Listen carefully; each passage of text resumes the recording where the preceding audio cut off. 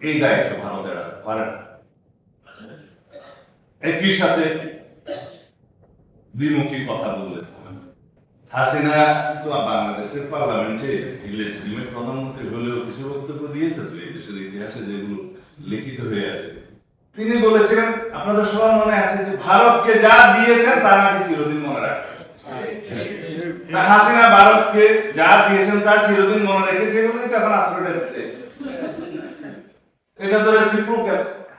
এই ব্যবধানগুলো তো আছে। আমার নেতা জনাব তারেক রহমান দীর্ঘ 17 বছরের নির্বাসিত জীবনে একটা ডেমোক্রেটিক কান্ট্রি থেকে দল পরিচালনা করেছেন, সেই দেশের আইন মান্য করে। সেই দেশ এবং বাংলাদেশ কখনো ডেমোক্রেটিক কালচারের বিরুদ্ধে কখনো বলেনি। কিন্তু শেখ হাসিনা তার বক্তব্য এই দেশে প্রচার করতে দেয়, আদালতকে ব্যবহার করছে।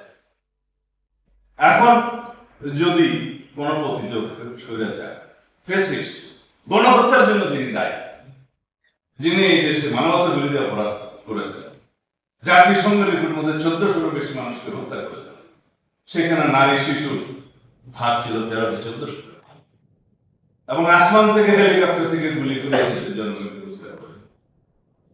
এরপরেও কি তাকে ডেমোক্রেটিক কালচারের কোন নেতা হিসেবে ভারত স্বীকৃতি দিতে পারে? এই প্রশ্ন আমাদের রইল।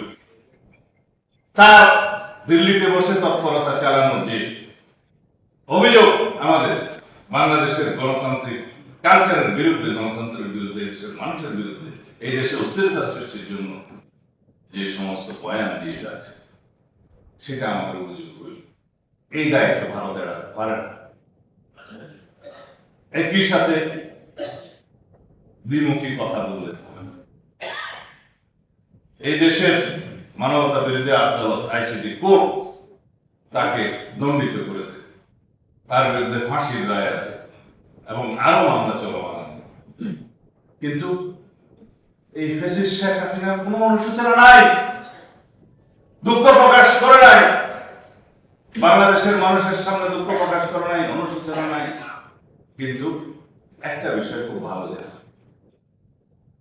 বলে যে যারা গণতান্ত্রিক আন্দোলন করেছে, গণহত্যার অংশ নিয়েছে, তারা নাকি জঙ্গিবাদী তত্ত্বতার মধ্য দিয়ে তাকে ক্ষমতা থেকে অপসারণ করেছে। যদি অপতত্ত্ব এবং মিথ্যা বলার কোনো মাংস প্রতিনিধি চ্যাম্পিয়ন হতো, সেটা হলো হাসিনার মাংস।